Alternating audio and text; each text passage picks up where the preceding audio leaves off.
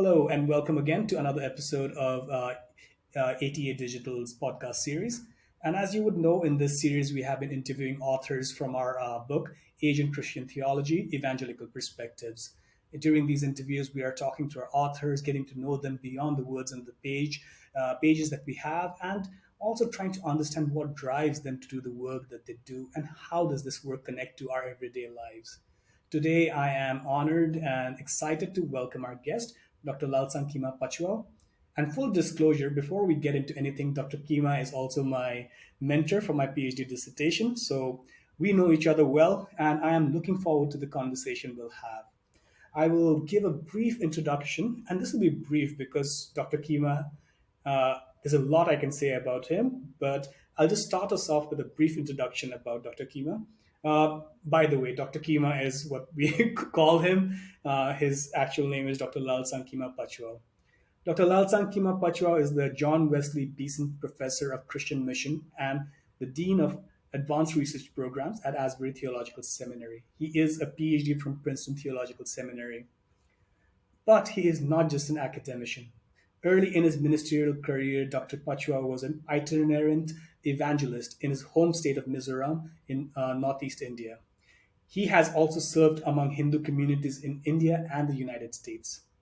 Some recent books that Dr. Pachuau has written and they're published is God at Work in the World, Theology and Mission in the Global Church. This is published in this year, 2022. Indian and Christian, published in 2020. World Christianity, a Historical Theological Introduction, published in 2018.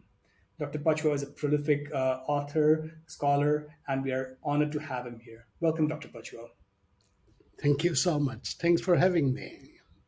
So, before we get into the nitty gritties of the chapter and talk about those things, could you just tell us a bit about yourself from your perspective? We would like to hear about what you do and who you are beyond just a scholar. Okay. Well, I am an Indian here serving in the United States, and uh, yeah, the title of the books of mine that you have just mentioned would tell a bit about me. I am focusing my attention mostly on academia and therefore on world Christianity, world religions, and uh, global theology, contextual theology, and those kind of varieties.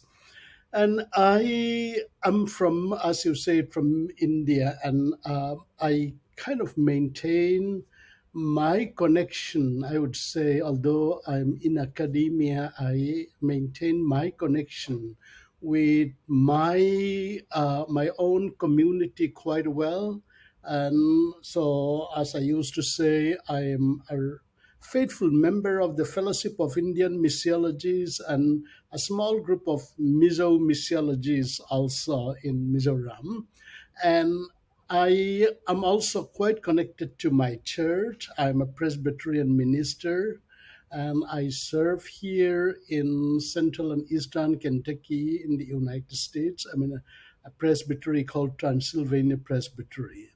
And also, in addition, I am maintaining my relation with my church, my home church in India quite well. As someone focusing my attention on world Christianity, I always feel that it is very essential for me to be rooted in where I am from, and I try to look at it and theologize from that. Of course, I have been here in the United States working for the past almost 2 decades here now. And I am living in two worlds, and that is what I am, and therefore I have to bring those two worlds together, and that's theologically as well as ministerially. That's what I have been trying to do. Excellent. Thank you. Thank you. And when you mention living in two worlds and world Christianity, the title of Dr. Kima's chapter, Cultural Identity and Theology in Asia, really relates to that. And for Asians today, as we are living in an increasingly globalized world, this is a significant chapter. So let's dive straight into the chapter by looking at this section, Asian religiosity, cultural traditions, and Christian faith. In that, you contrast two people's stories, Yisudas and Dit. Yisudas from a higher caste, and you say that Yisudas understood the hardness of such a witness among caste Hindus in general and Brahmins in particular. Uh, and you contrast this with Dit, a lowly outcast whose refusal to leave his community after conversion led to the mass conversion of his Chura people. Such a witness to one's own people was relatively easier in low caste or outcast communities. Now, I found this to be a very interesting observation, and a contrast that you mentioned from in India's history, by contrasting Yisudas from a higher caste to Dit and their experiences and directions taken by them as Christians.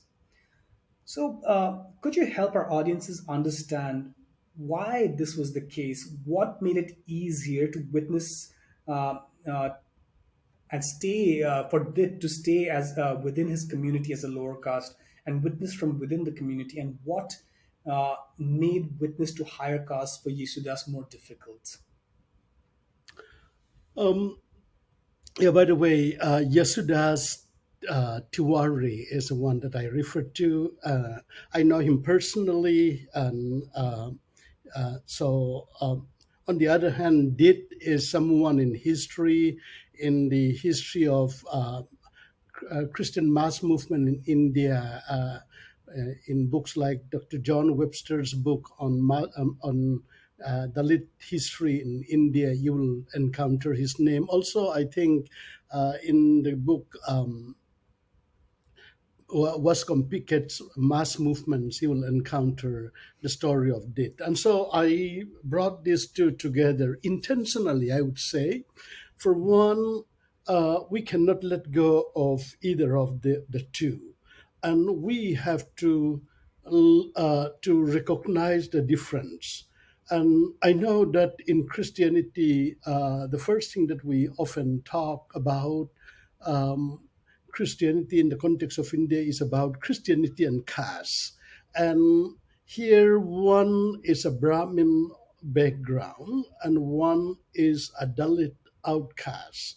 And their stories, I think, are so significant, and you don't want to bring one forgetting the other. And so you just have to bring them together. So that's one thing that I am very intentional about in bringing them together. And secondly, the difference between them in a way, I mean, their struggles and Yasuda's struggle of relating Christianity with his culture, his caste Hindu culture. And he was, in fact, thrown out of his home. Whereas he really wants to, as he said in his story, that he wants to be a Christian within the Hindu system, but he was not allowed. And so his life was a struggle. Whereas Dit also went back to his family, was even, set out for some time but refused to be out, and finally won over the entire family, and then the entire community became Christian. And in the case of Yasudas, the encounter was so difficult from the caste Hindus. And so, as you know, today, I mean, to make the story short, the story of Christianity in India really is now a story of Dalit and tribal Christians, because at least 70, 60 to 70% of Indian Christian community today is made up of Dalit Christians and tribal Christians. And those stories of Christianity came from the story of Dit. not unfortunately so far from the story of Yesudas. However, Yesudas' story is as significant as this story and the other way around too, and that's what I was trying to tell in this particular story. So that is helpful, not just stories of success and growth, Yeah, but yeah, even of struggles and meeting obstacles which cannot be moved. Both those parts are important. Yeah, that is yes, helpful. Um, so, in your chapter, you do touch upon many historical events and phenomena, which is helpful to the reader. So, moving from India to China, you describe Bishop K.H. Ting's approach. And you talk about how liberalism in the Three Self Church in China differs from liberalism in the West. You write about liberalism generally embraces liberation theology, but in China, by siding with the state's authority, liberal theologians opposed Western Christianity to claim its indigeneity and consequently work against the liberation of the people from oppression. So this uh, is interesting and also mm, sometimes a difficult area for us to understand from the outside. And it helped me see the Three Self Church in a different light because we often just characterize them as siding with the powerful and against the church, especially from an evangelical perspective. Could you elaborate a bit on this part of history okay. and help our audience understand a bit about what is happening here and how, despite being liberal theologians, the Three Mm, Self Church does not work with liberation theology? yeah. This is something that I have been thinking quite a lot about and finally pen it down here. The Normally the uh, I mean theologians from the non-Western world uh, who took upon themselves to theologize in their context are more of the progressive and who tend to be more liberal, and then relating their theology within their context, and the whole story of of contextual theology as we know it came from that circle. And this is an example, in my opinion, where a claim contextual theology can miss the context itself in some way, because the context of the people, the let's say, as we all know, in the context of China Christianity, TSPM or CCA in the Catholic circle, and the so-called house church movement have been intentional. And the story of Bishop Ting is so powerful, and that he was in the West, and when these communist takeover happened, he intentionally, deliberately came back to China and identify with the Chinese people, as he would call it, and then to do theology from there. In fact, suffer a lot from there. But in the course of time, his identification is with the official church, which works with the communist government and the registered church, and then even work against the marginalized and house church, which was outside the system itself.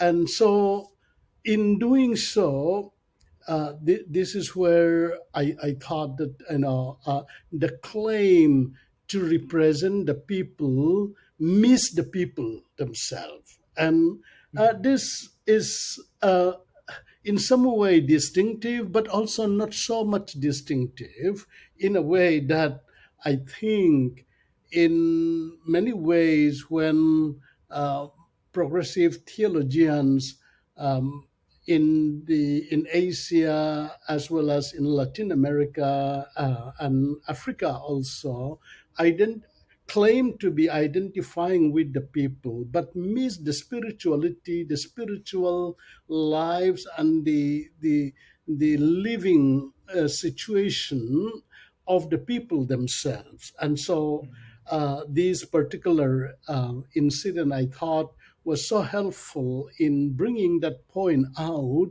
and how dangerous it is for theologians, for scholars, to really miss the people that they are to walk with.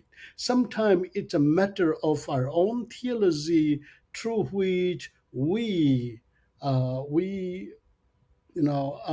oppose or even resist the idea of the people that we are to walk with, and that could be quite difficult. And so this is a case at point, in my opinion, and so that's the reason why this was being brought out in this chapter.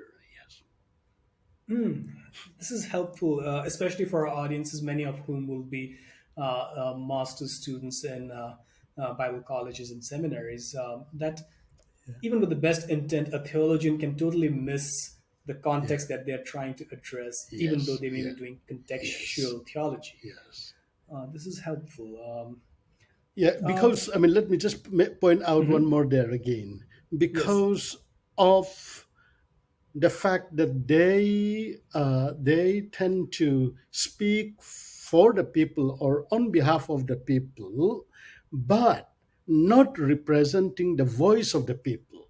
The voice of the people can be quite simple, can be, I mean, for the theologians, it can be something that they really disagree with in a way. But if they are going to speak for the people, they have to represent what the people are believing, what the people are striving for. And that, I think, is an important point. Yes. Right. Yeah, because as people in academia, we have a danger of over interpreting and trying to Yes. Yes. correct the people Yes. without first letting them speak their voice. Thank you. Now, let's get into this section about major Asian cultural and religious traditions. In this, you write about Asian religions prioritize unity and seek the harmony of human beings and creation. Christianity, on the other hand, believes in the supreme and gracious God whose will it seeks to follow and on whose covenant it depends. Now, living in India uh, Mm. and reading this, and for you also, as an Indian who's very familiar with the context, people would say there is no difference between the two, right? We could, these are just two different starting points, and we could meet at the same point. Example, starting from belief in the supreme and gracious God, one may arrive at unity and harmony. Mm. Or, on the other hand, beginning from unity and harmony of human beings, Mm. as the Buddhist idea of interdependence of all Yeah. creation, we may Mm. arrive at God, the Supreme One, the Supreme God. But is there something fundamentally different between these two categories? Um, the point about this is not so much about the fundamental differences, but uh, some obvious differences that we have to bear in mind in doing what we do as Christians. I would say, um, when I say Christianity, it is, I mean, I generalize it and I have to generalize it. And so in scholars in the past, I remember reading from an Indian theologian, M.M. Thomas, who used to talk so much in terms of unitive religious system of Asia, or East Asia, East and South Asia, as he would call it, and messianic religion of Christianity. And so, and then pointing those differences out. The point about this is, in seeing the differences on these, and we have to be aware of our call to bring these two together. And meanwhile, some people would talk this in terms of same and honor, Asian and legalistic Western kind of differences, and which I think is true. But the same and honor is much closer to the biblical world. The communitarian unitive, I'm using M.M. Thomas' term here, unitive, or what I would call communal harmonious system of Asia, is quite close to Christianity in the story of the gospel themselves. However, here, what we have to recognize is, in the messianic kind of religion like Christianity, and the the God who is so different from the human, and who in some way is apart from the human, and whose holiness is incomparable from the human viewpoint. And that difference, and then the work of that God to us in sending the Messiah, the which uh, that difference has to be taken into consideration. Uh, its implication is the desire, the wish for harmony cannot overtake that fundamental conception that we have of God and God's work. God is different from us. God is uh, the other for us. And it is God's saving work in which we depend. And uh, some of the incarnation stories from, let's say, Hindus tend to identify with the human, and the difference always is the fact that God is holy other, and whose this holy other God revealed himself and make a covenant with us.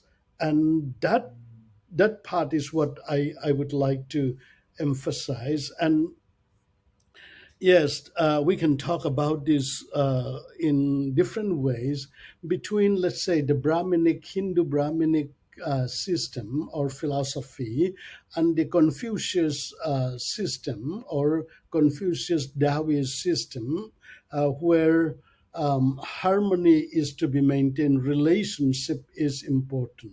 Even in the Brahminic system, the relationship that is being worked out, for instance, in Varna Asrama Dharma of Hinduism, which is using the Varna and the Asrama and the Dharma, the system is operating on the basis of the hierarchy being set out. And similarly, if you look at, let's say, the five relationships in Confucianism, it is mostly between the superior and the inferior in some way. So, and then we use that. However, in the messianic religion of Christianity, other than God, everything else is equal.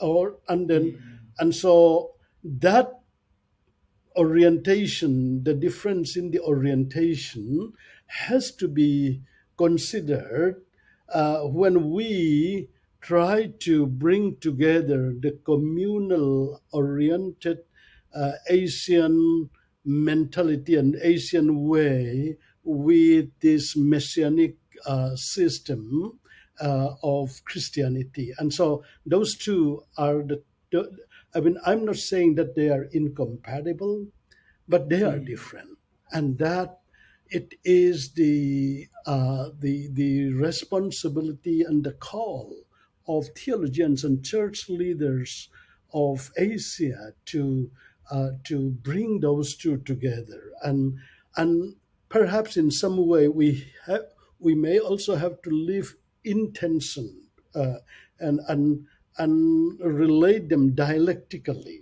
as needed. Yeah, that's the point, I think, on this. Yeah. That's really helpful, that you hold the tension between similarity and difference Yeah. together and not let go of either of them, because we Yeah. have a tendency to lean and go completely towards assimilation or completely towards Yes. differentiation and Yes. abstraction. So this is very helpful.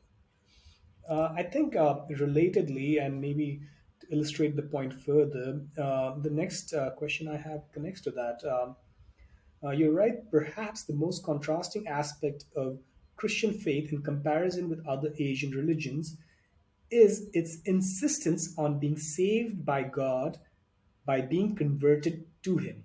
Christians believe that human beings cannot do anything to accomplish their salvation, that God has acted graciously through His Son Jesus Christ, and that they can live as His people with the help of God's Spirit. So, uh, how does this Christian dependence on God through His Son Jesus to be saved differ from many Asian religious traditions where people and adherents of those faiths can rely on gurus, bodhisattvas to be saved as well? That's yeah, very good question. Although I didn't use, and I was reluctant to make an overuse of it here. There is that what I would call the Christian distinctiveness that I see is can be captured in the word faith, because Christianity is so much about faith, and the word that we use there is dependence on God, and that is a matter of faith. And so the faith, in the sense, at one level of depending on God's work, and faith in the sense at another level of believing that God has worked, God has done what God has done for us, and to believe that God has done that. And so the the matter of practice, the matter of doing follows the faith.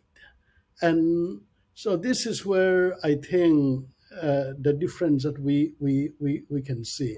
For instance, Buddhism is about, principle, and principle of existence.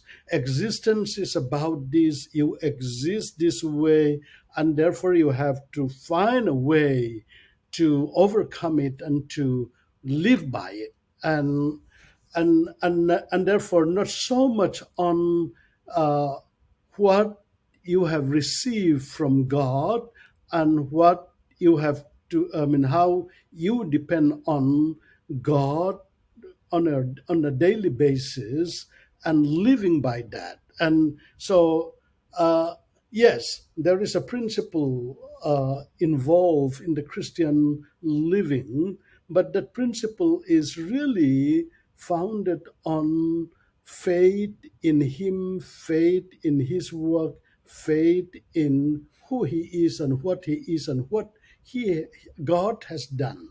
And so those differences, I think we have to we have to recognize. And again, like the previous point, my intention always is to recognize the difference and to live with it, and to work in reconciling or bringing them together.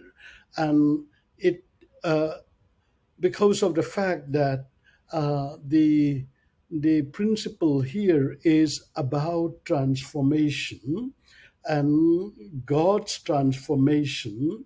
We may never be able to bring it on from our side everything, but to to wait on God and to depend on what God has done and is doing and will be doing, and to live by faith on that is what distinguishes Christianity, in my opinion. And so the key word here is really faith, faith and Christianity. Yeah. This is very helpful. So, even though on the surface or at first glance, things might seem the same, Yeah. there is a nuance to the conversation that we need to pay Yes. attention to. Yes. And Yes. I really like what you said that we acknowledge and work with the differences and then seek to bring things together. Mm, Because many mm, a times we see harmony and bringing things together as a removal or annihilation of differences. But this yeah. is a helpful perspective that we come Yes. together with the differences. Excellent. Let's move on to the next section where you look at contextual theologies and indigenous practices of faith. And this is very interesting to me as a person living in Uttarakhand, which is mostly a Hindu state, and with very small number of Christians, but also having my wife from Nagaland, which is a majority Christian state. So I read this where you write in contexts where Christians have become the majority or significant minority of the population, such natural indigenization seems to have occurred intuitively. In areas where Christians are a small minority, concerted efforts are often needed to indigenize the faith. And as I read this, this was very interesting to me because, on first glance, one would assume areas where Christians are a small minority, their faith will naturally become indigenized because they are surrounded by an overwhelming majority which is not Christian. Whereas one would expect in places where Christians are either a majority or a significant minority, they would do as they wished and would not need to assimilate or indigenize at all. So, why is this the Yeah. case? I'm fascinated by this.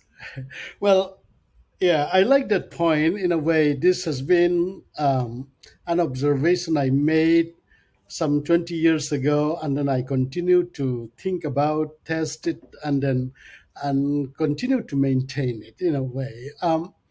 The idea is this, that when the majority of a cultural group became Christian, the culture itself is so much intertwined with the new religion in such a way that um, although sometime we may complain we have lost our culture, but culture grows, and we are not going to maintain the culture of the past as it was.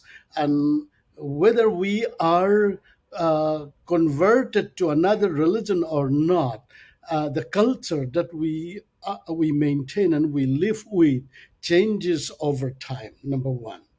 Now, let me put it this way: uh, the Nagas, many among the Nagas or the Mizos, who are overwhelmingly Christian now, often said, "Oh, we have lost our culture. Oh, we have become quite Western because we have become Christian." Oh, but just go to a Sunday morning worship service in Kohima or in Aizawl, and just what the worship service is like.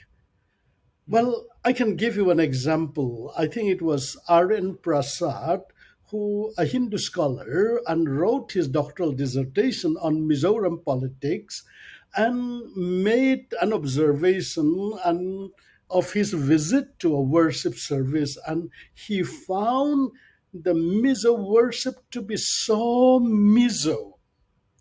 Wow. And so the Mizos themselves have not thought about how the Mizo Christian worship service was, but this friend of ours who is from another part of India and who, as a scholar, was studying the people of the Mizo people, and then make his observation of how much Mizo Christianity was Mizo. And when you look at it from that angle, go to Kohima, Dimapur, or elsewhere, Mokokchung, or even if you go to, churches in Meghalaya, how much of Meghalayan Christianity has been transformed into a causeway. And so that's a kind of like an overall observation that we make. The idea is this, that it is always the majority in a cultural group that leads the changing culture and creating a culture. And when the majority of a cultural group became Christian, or in the case of this, let's say, even when they have become a Hindu, let's say, um, the Kacharis, or people who their culture became very Hindu, distinctively Hindu in some way. Similarly, but at the same time, just as an Assamese Hinduism is so distinctive, so different from Hinduism of other parts of India, or even the Meitei Hinduism in Manipur is so distinctive from Hinduism in West Bengal. And similarly, Mizo Christianity, when you relate with Christianity in Tamil Nadu, Christianity in Kerala, or Christianity even in Wales, from where Christianity first came to Mizoram. It is so distinctive and so different, and the difference really is the culture by which Christianity uh, is now being carried. The vehicle of that faith is the culture itself, and the culture of the people, the Mizo culture, and Christianity has been so closely wedded in such a way that that became what the culture is.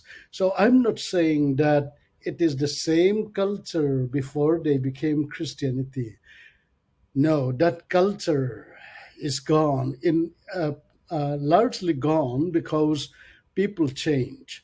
Just as even if they were not converted to any other religion, culture was going to change.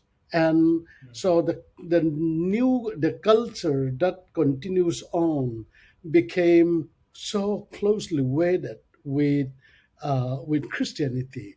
On the other hand, let's say the story of Yasudas Tiwari that we discussed earlier, and and in my opinion, as I observed Reverend Yasudas Tiwari in his life, a very faithful one.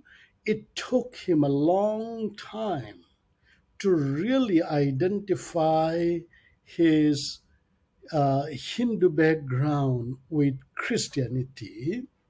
And when he does that, he remains so distinctive, and it is he has to make a concerted effort to really bring Christianity and his Hindu culture together, because by nature the Hindu culture does not carry that Christian faith with it, and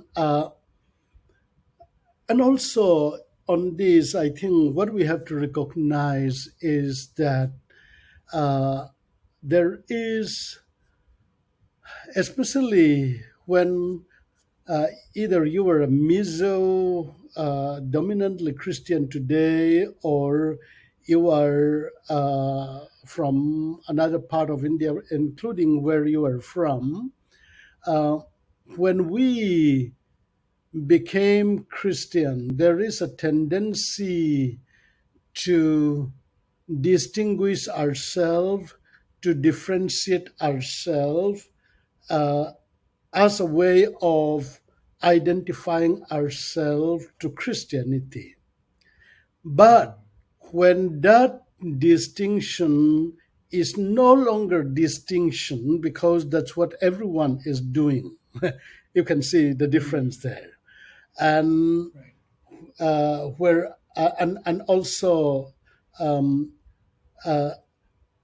subconsciously, even unintentionally, the culture by which we came into being came to be brought in because it became a majority's way of being, and that naturally became a part of the culture of the people.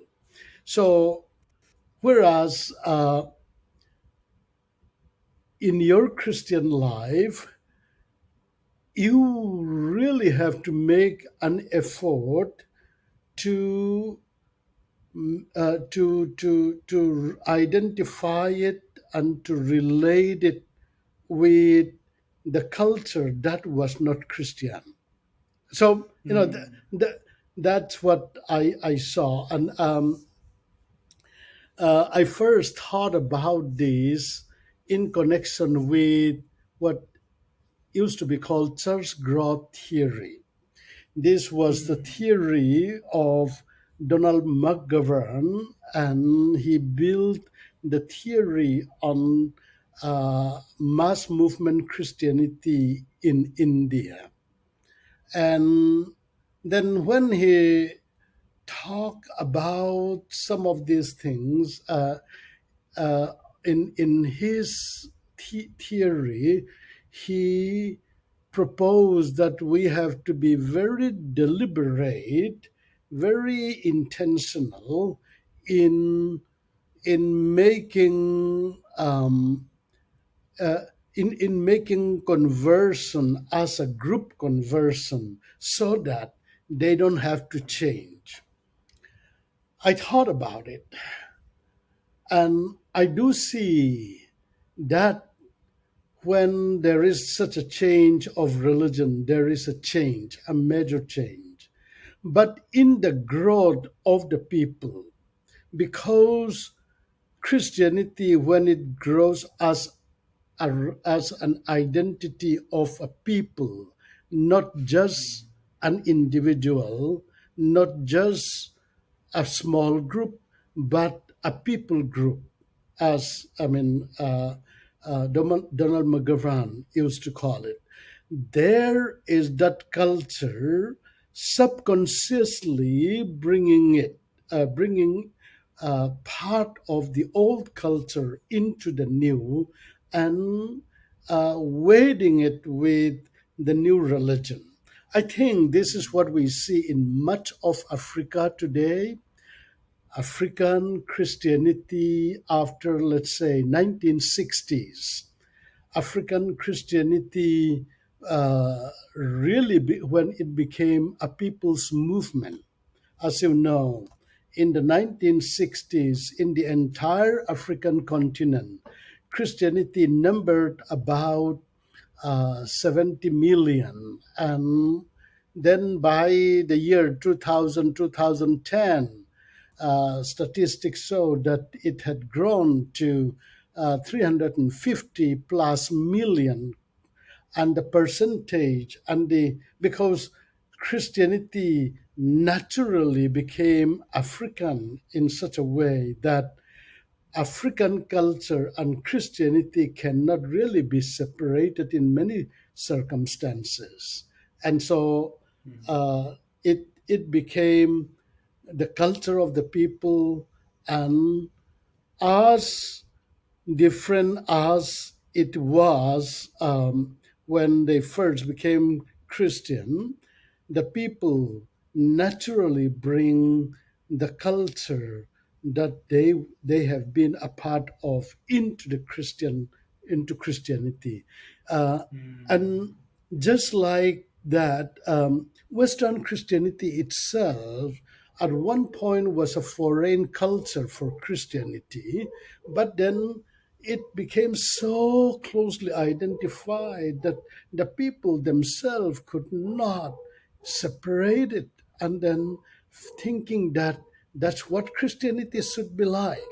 No, it's not. And Mm. so the distinctiveness of that Christianity from, let's say, Eastern Christianity, uh, they try to put it into the doctrines, but it's not just the doctrine, it's the culture of the people by which made up the Christianity of the people. Yeah.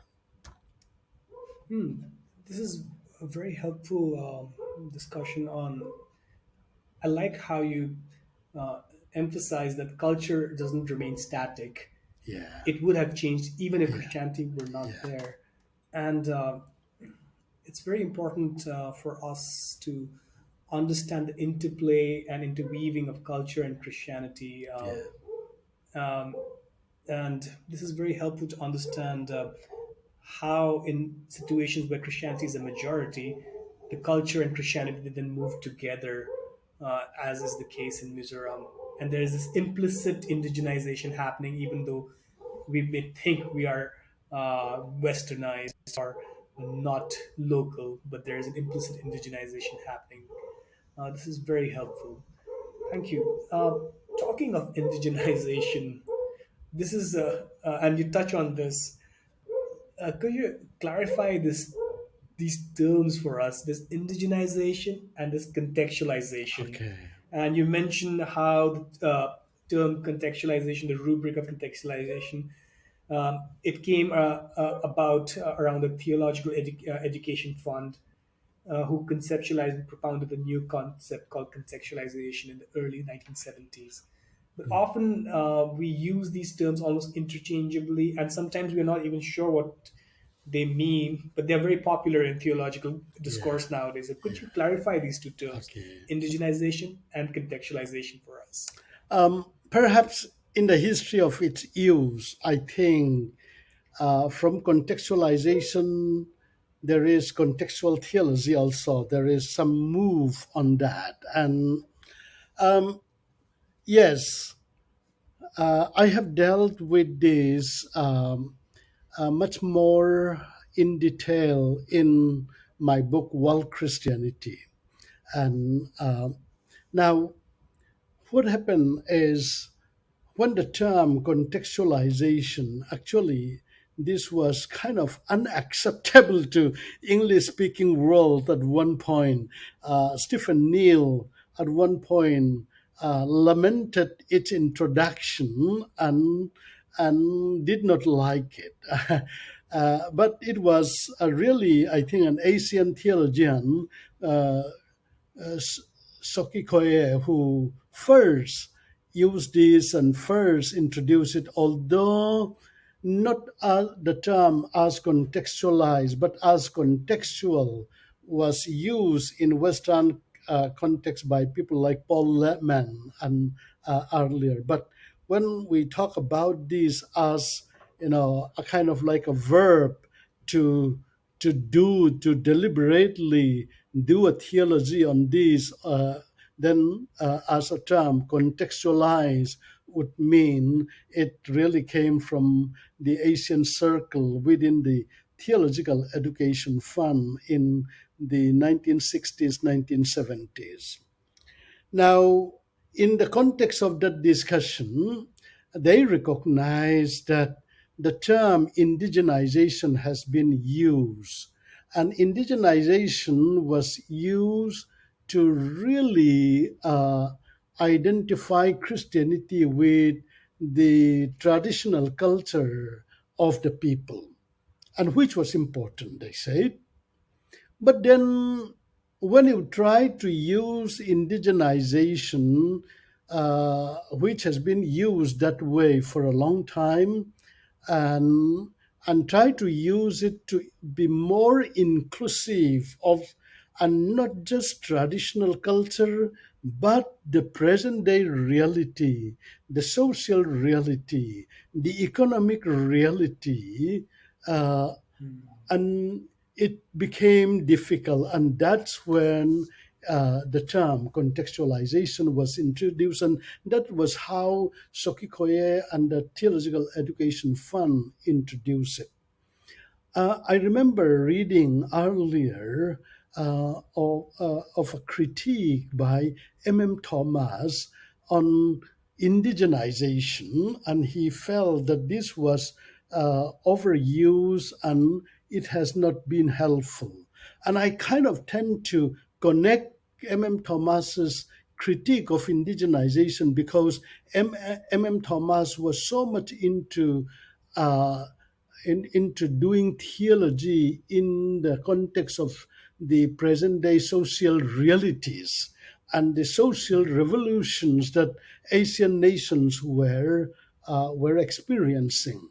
And he said that we have to do theology here, and not just about traditional culture, but the present socio-economic reality. And that is how contextualization was introduced.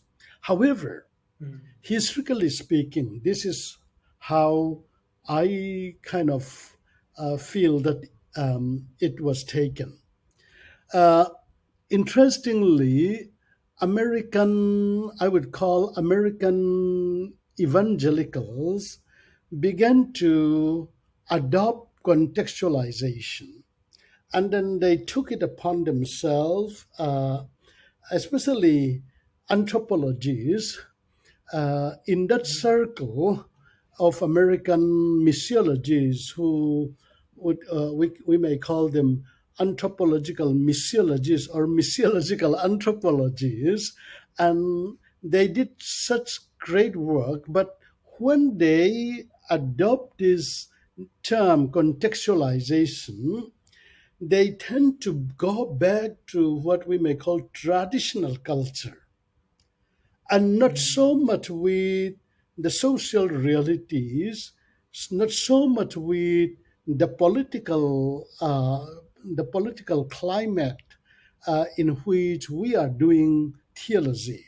And so contextualization was pushed back into what Sokikoe and the Theological Education Fund used to call indigenization, and therefore uh, that kind of use, um, at one point the Asian scholars and the third world, I'd call it third world theologians at that point, try to make a distinction and distinguish it in such a way, and then at the same time saying that, well, we embrace traditional culture, but we cannot be limited to that traditional culture, and we have to take into consideration the social realities and political climate and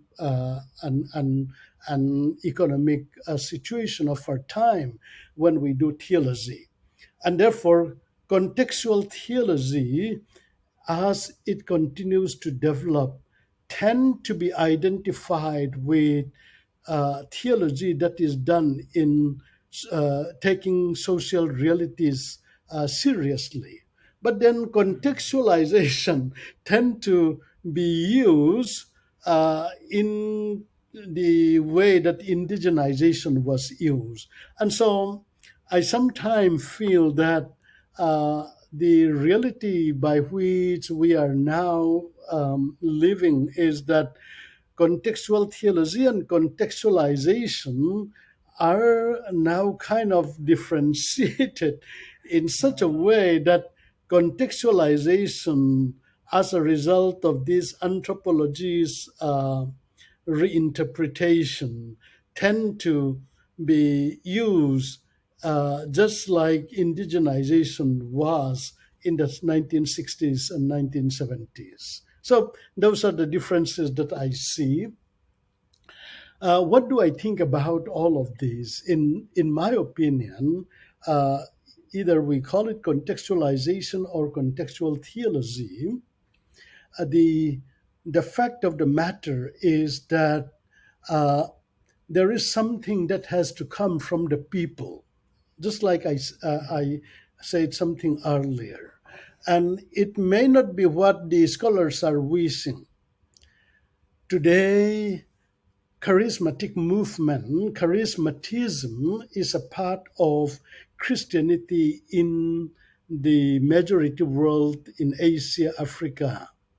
And this charismatism wedded what we may call spiritual emphasis, and in fact, something what I may call otherworldly spirituality with the present reality political climate, and sometimes some of this charismatic interpretation of Christianity can be quite confusing for some scholars, and but that's the reality by which we live, and we have to think in that context.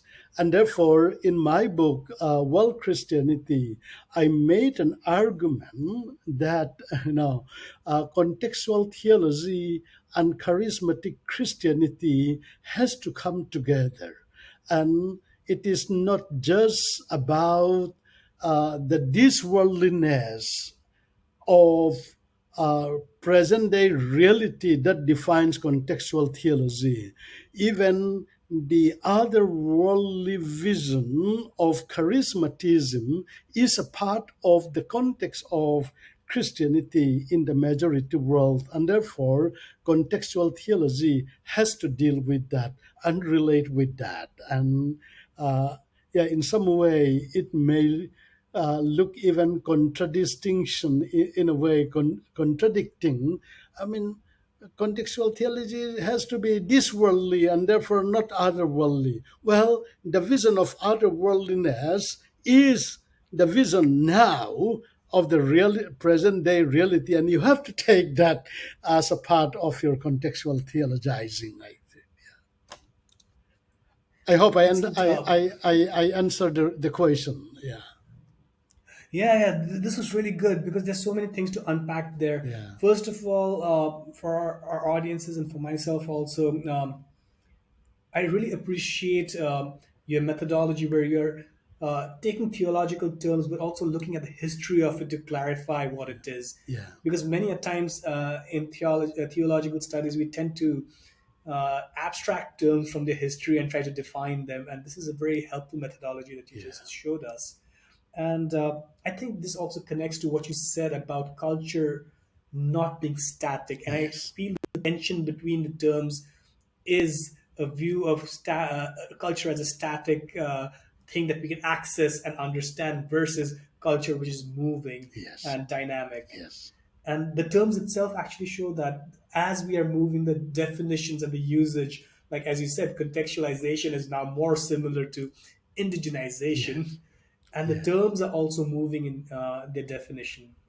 So this is very helpful because and a great encouragement to our audiences because academic work is a conversation and a dynamic process. yes, It's not looking at some fossilized work from the past and yes, that is it. Even history is a yeah, dynamic movement, and this is very helpful. Thank you, thank you. Let's and when you talk about this, let's get towards the end of the chapter where you talk about towards a transformational theology of culture. And in that, you mentioned three categories to hold firm in ministering to the religious and cultural traditions of our neighbors. And I won't go into the details. For those who want to look at the details, read the chapter. Uh, the three categories you talk about are to cooperate, to encounter, to communicate. And your chapter looks at a lot of historical examples, and there's a lot of theological content also. Um,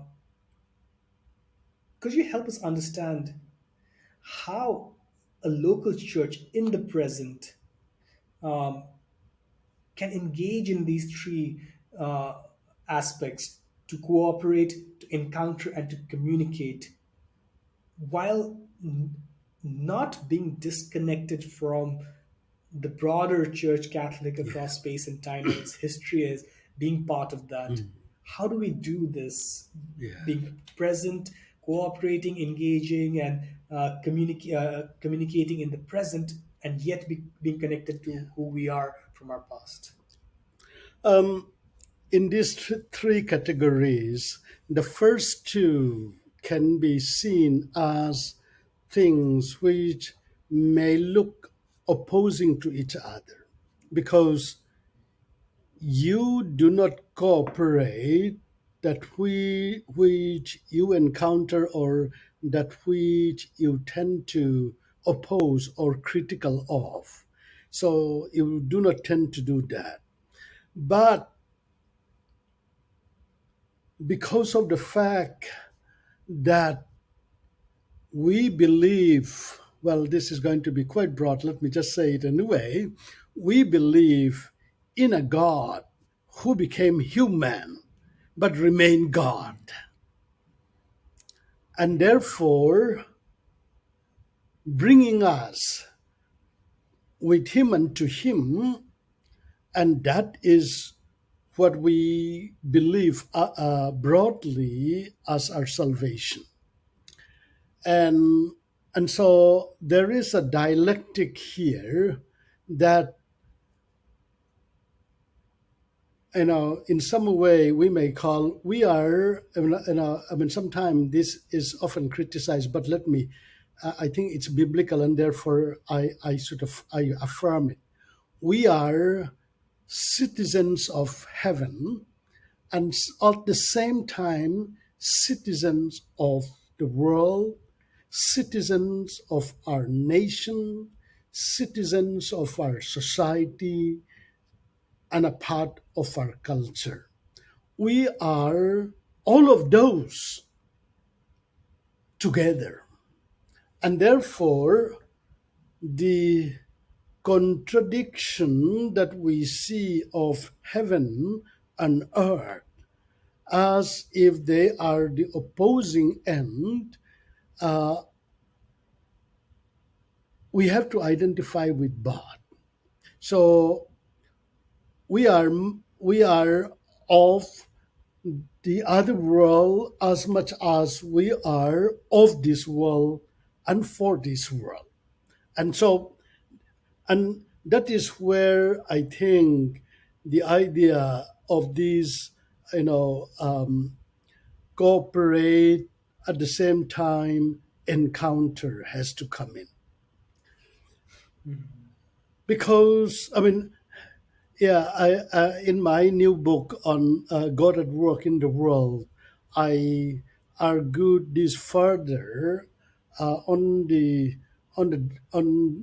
basis of of a doctrine or a theology of Christ. Jesus was fully man, fully human being, and fully God at the same time, not consequentially, but at the same time when he was in this world. And so, in some way, that is at the theological basis by which we have to be bought and we are bought. And so, we are a part of this culture and we cooperate with this culture. But we also encounter this culture as a stranger, as a pilgrim, as someone who is other, and someone who is critical of it, and then to bring those two together. And those are the 2 points to cooperation and encounter. And we have to be critically distant, but also cooperatively identifying. So this is Mm, um, at the level of the lay people. This could be complicated, but this is how a pastor has to lead a church, and a mm, pastor has to see both as significantly important in the ministry, and a pastor has to pass it down to his congregation to be critical as well as cooperating with the culture and the people eh, by which we are a part of. And then I added this third one, to communicate. Communication could take different forms. Communication could be done in terms of actions. Communication could be done in terms of speech. Communication today is done through media. And uh, everything by which we live today is by communication. And so we have to realize the how can I say, the essential need of communicating in the way that we live today. And we have to communicate the gospel with which we identify with and be critical of the world and the culture of our time. And so that is how I kind of pulled together. And as you know, the chapter is about theology and culture in Asia. And Asia is such a rich and diverse culture, and the diversity itself has to be not only embraced but celebrated. and and we mm, celebrate the diversity within, and then also in the celebration of the diversity we have also to recognize the critical aspect that we have to be a part of as Christian in our day-to-day faith living. And so mm, that is uh, to me this is what I would call a theological orientation by which the church in Asia has to live. And the church in Asia has to be strong in its cooperation, strong in its critique, and live it out in its communication of its faith. And that's the idea here. Yes. mm. That is very helpful. So, would it be correct to say that um, the cooperation and critique is with the surrounding culture and also with the broader church Catholic, also like the Yes. Yes. past and the biblical text? Yes, yes, very much so. And Excellent. That yes, yeah, that really puts it together well. Okay, so now there's a lot more that we can talk about, but I'm sure there's a lot that has been said that opens a lot of conversations. So, as we get towards the end, could you tell us a bit about some recent or new projects that you're working on, and that really drives you and that you're excited about? We've already heard about your recent book, God at Work in the World. So maybe a bit about that and some other projects that you're involved in right now. Yeah. Well, I I have bigger projects and smaller projects at the same time when it comes to especially scholarship and writing. And then, I mean, as you know, I am also kind of like an academic bureaucrat. And so as someone working in administration, I kind of divide my time into administration and scholarship works. Yes, I am still very much in the last, this my latest book, God at Work in the World, Theology and Mission in the Global Church.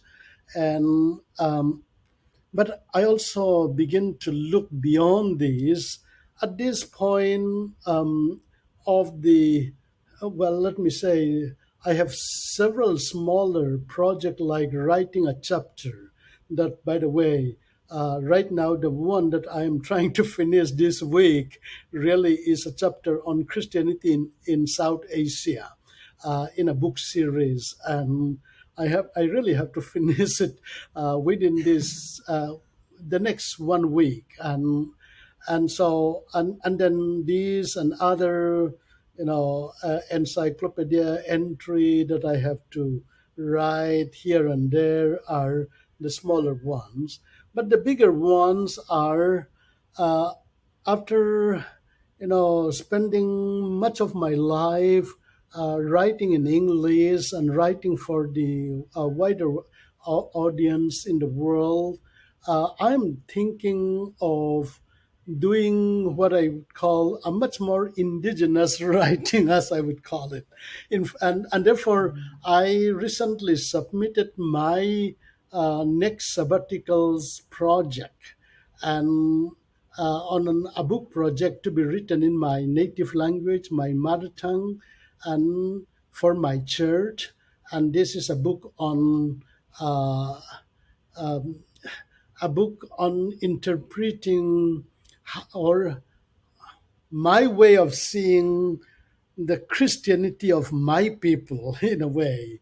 And so this is going to be uh, my major project, next project. And I think the Asbury Theological Seminary's Board of Trustees have accepted this project as for my next sabbatical, which is in 2023. But there is something, a continuation of the book that I have just published, which is, God at Work in the World. This is a book where I treat uh, theological themes um, in relation to mission. So, major theological themes like the Trinity, incarnation, and church and culture. Those are the things that I kind of relate, and what is theology of mission on this, and then identifying what a theology of mission is about through these themes. And this is really what I would call half of what I have been thinking. And my publisher, Baker Academic, and I have been talking about the other half. And that other half is really what I would call uh, Bible and mission. I mean, reading biblical theology uh, biblically and missiologically, and that's what I and therefore, in a way, this is a project that my publisher is waiting on me to work on, and I have told the editor of Baker Academic that. Uh, it will take some time for me to get back to this because I have already accepted another project to complete before this. But my enthusiasm on this particular project uh, of doing biblical theology uh, and reading, let's say, the gospel or the entire biblical narrative missiologically and interpreting or at least giving my observations on what's going on in the world of this theology and to try to locate this theology of mission within that circle. Uh, I mean, it's quite urgent in me, and therefore Mm. I may end up, beginning this project sooner than later. But meanwhile, officially, I have decided to focus my attention next on a book that I will be doing for my people, with my people, and and in the context of my own people. And this is something that I want to write. Uh, it's been with me for the past 20 years or so, and it has been growing in me. And so, yeah, I have, you know, those ideas, and I hope I will be able to bring them out. Now, yeah, yeah. When you try to do so many things at the same time, sometimes you ended up doing nothing, and I fear that that might be the case. But I'm trying to be productive and be able to do those projects. Yes. Excellent. Yeah. There's a lot going on there, and I really appreciate you getting back and writing in your mother tongue also, because many a times in academia we miss that. And there's a lot to look forward to. I would really, I've read parts of the book already, God at Work in the World. I would really vouch for that. And uh, and if you want to get started, you can read Dr. Yeah. Kima's chapter in this book, Asian Christian Theology, as Yes. well, to get you started. So, where can our audiences follow you? Are you there on social media or your academia.edu page? Um, well, yeah, there is academia.edu is there, but I have not been very active. Someone just told me the best way to find me is to Google me. And yeah, Excellent. I was Okay. told that by Googling my name, he found out a lot about me. He said, and I have not done that recently, but that was what someone told me. And yeah, social media. Of course, I'm in Facebook, but sometime I limit myself. Uh, and so yeah, nowadays, beyond the social media, there is this public media in which we can get each other quite well. And for anyone, if you search my name in ATLA or in, even like I said, in Google, you'll find me and the direction that I've been taking and the kind of work and the kind of ministry that I have been a part of. Yes. Excellent. That's really helpful. So, yes, our friends, Google is your friend. Yeah. Search Dr. Lalsangkima Pachuau. We'll put his name and his the link to his faculty page at Asbury Seminary in the description, Yeah. and you can find him and follow his work. We'll also put a link to your latest book so that people can access that. Also, is it available in Asia already? Yes, I think so. Academia.edu or ResearchGate and those things are they not available in Asia? I think so. No, Yes. In fact, I have read you're several Asian theological works in academia.edu. Yeah. sorry, I meant your latest book, God at Oh, Work in the okay. World. Is that God at already Work. available? I think it is now available in Amazon.com and Okay. in yeah, I don't know if the Kindle version is now available. It might be, yes. Okay. Yeah. Excellent. That is very helpful. Okay. Thank you, Dr. Kima, for giving us your precious time. You are very busy, but this has been a great conversation. Thank you so much Um, for for having our, me, and I'm very glad to be a part of it. Yes. Excellent. And for our audiences, as I've always said in all our episodes, this is an invitation to a conversation. We are not just preaching from a soapbox. Please join in the conversation. ATA Digital is available on Facebook, on YouTube, on Spotify, Amazon Music, Instagram, Twitter. You just look and we'll be there. Just search us, you'll find us. And if you have questions about these conversations we've had, we're always available to answer and communicate further. Thank you.